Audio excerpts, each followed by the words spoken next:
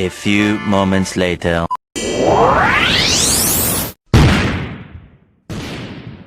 Our bodies are wired to store fat around our center of mass, which happens to be the belly, love handles, and hips. And there's a very good reason for this. Storing pounds of fat on more distal areas like your hands and your feet would require a lot more energy to carry around and to do the things that we need to do on a daily basis to survive. And this defeats the whole biological purpose of storing fat to begin with, which is essentially your body trying to stock up on energy in the form of body fat in case of a future famine where there's a shortage of food, or in other words, a shortage of energy.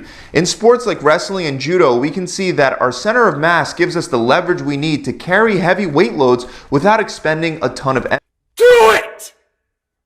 Just do it! Knows this, so that's why one of the first areas to gain fat when you overeat is your belly. Unfortunately, even though your body is wired to view this as very efficient, not only is the stomach area the last spot that most people want to gain fat, but it's also very unhealthy to carry large amounts of fat around your midsection. Now, even though your body is quick to store fat around your stomach, it's very hesitant to let it go and will usually be one of the last spots that it pulls fat from. So you need to reduce your overall body fat percentage low enough to allow your body to burn the fat everywhere else before it starts pulling energy from the fat stored around your midsection.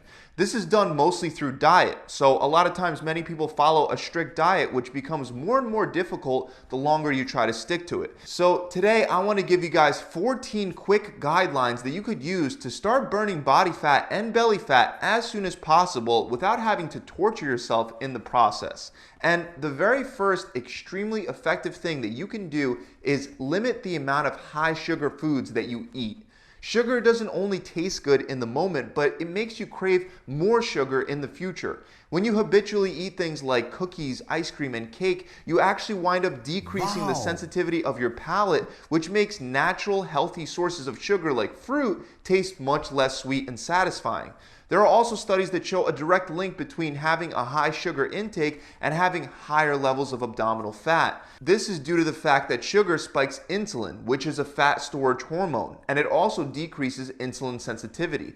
So this doesn't mean that you can never have any sweets. You can reward yourself with something like ice cream at the end of the week, but it shouldn't be a staple part of your diet throughout the week. Instead, you should do your best to stick to fruit to satisfy your sweet tooth. Next, when you go shopping, you're going to want to stick to the outside perimeter of the grocery store and avoid the inner aisles for the most part. So this includes your produce department, your seafood, meat, eggs, and some dairy.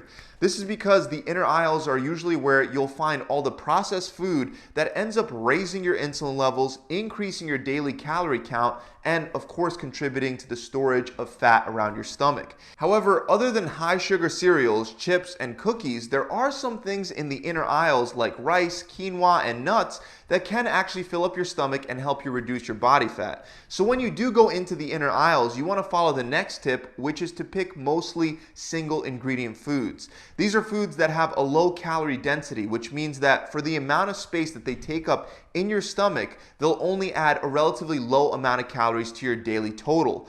A perfect example of this is comparing Oreos to something like broccoli. Just one Oreo will have 40 calories, mostly in the form of sugar. For the same amount of calories, you can fill your stomach with a whole cup of broccoli. Now, on top of that, single ingredient foods require more calories to digest.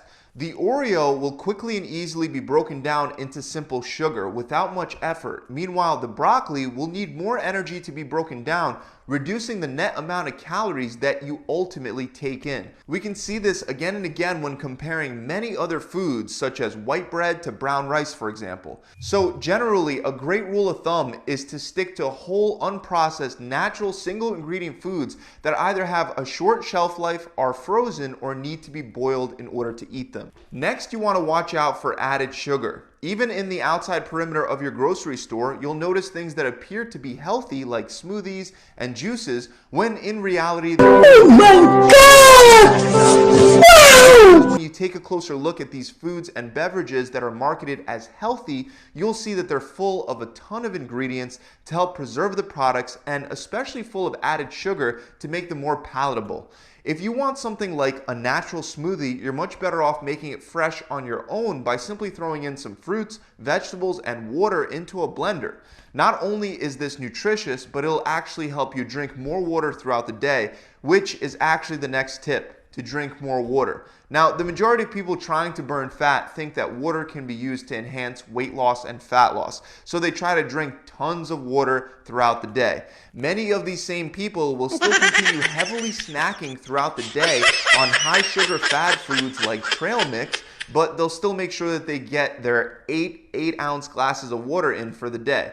The truth is that there is no magical property of water that significantly enhances fat loss. It will slightly speed up your metabolism, but this will only save you around 50 calories per day, and maybe closer to 100 if you only drink cold water. However, sticking exclusively to only drinking water is a great tip for those of you that have juices and sodas throughout the day, because this can save you from consuming literally hundreds of extra calories in the form of sugar.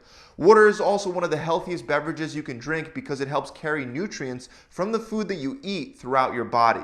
Another thing that you should do right away is up your protein intake if it's currently low. Studies have shown that protein helps fill you up and reduces hunger. Another benefit that we get for fat loss is that protein requires significantly more energy to digest than carbs and fats, so it will increase your metabolism if you have a higher protein diet, sometimes helping you burn even hundreds of extra calories per day. On top of that, it's also great for building muscle. However, eating too much protein won't necessarily give you any extra benefits. According to the research, maximum muscle building effects are achieved at around 0.7 to 0.8 grams of protein per pound of body weight. So even though having more than that won't necessarily hurt your fat loss efforts, it could make your nutrition plan more difficult to stick to because it will reduce the number of carbs and fats that you could eat per day. So I recommend sticking to around 0.8 grams of protein per pound of body weight per day and having the rest of your calories in the form of carbs or fats. And if you don't know how many calories you should be having per day, you can use the macro calculator link in the description below. Now, like I mentioned earlier, before you're able to burn belly fat, it's going to take some time for your body to first burn off fat from other places. So you need to be consistent for some time before you start seeing the stubborn belly fat decreasing. To stay consistent, it's very important that you follow the next simple rule of making healthy food taste great. Any diet that requires you to eat foods you hate or to cook them in a bland, tasteless way is destined for failure. Don't be afraid to add enough olive oil, seasonings, and spices to your meals to make them taste great. Being the type of person that pours one droplet of oil on the frying pan may save you some calories in the short run, but ultimately, heavily restricting will lead to a binge and failure in the long run. Similar to making healthy food taste great, the next tip is to allow yourself an occasional cheat meal, but only after you fill up your stomach. You can do this before you go to a restaurant or before you have a cheat meal even at home. If you have a small, high-protein, high-vegetable meal before eating the things that you're craving, it'll help take the edge off your hunger and save you a lot of calories without you having to use much willpower. Even if you don't have time to make a whole meal, simply throwing some fruits and vegetables into a blender and having that before you have your cheat meal will go a long way. Next is to not overdo it with alcohol. Since fat is metabolized in the liver, you're going to want your liver to be available for the breakdown of fat rather than it being busy digesting alcohol. But that's exactly what happens when you drink alcohol. Your body drastically slows the breakdown of fat to prioritize getting the alcohol out of your system. On top of that, certain alcoholic beverages will hurt your fat loss efforts. For example, drinking beer and wine in excess can add just as much sugar to your diet as drinking soda. If you're gonna drink alcohol, go for unflavored liquors like vodka, rum, and tequila. Also, if you want to make a mixed drink or use a chase, make sure you use a calorie-free beverage. Moving on, the next tip is to eat more soluble fiber because it helps reduce hunger. It does this by slowing down the digestion of the food that you eat, helping you feel fuller for longer. Great sources of soluble fiber include oats, avocados, and Brussels sprouts.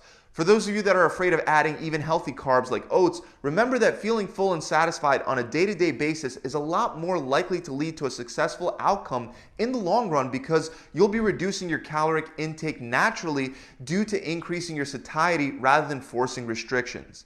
Now, even though the majority of your belly fat will be burnt via diet, the right type of exercise can really help speed things up, and it can help you maintain your results when you're done.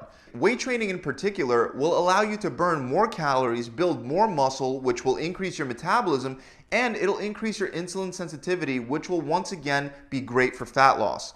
Also, weight training will deplete your body's glycogen stores, which means you'll have more room to eat carbohydrates since your body will need those carbs to replenish the glycogen in your muscles and liver rather than your fat cells.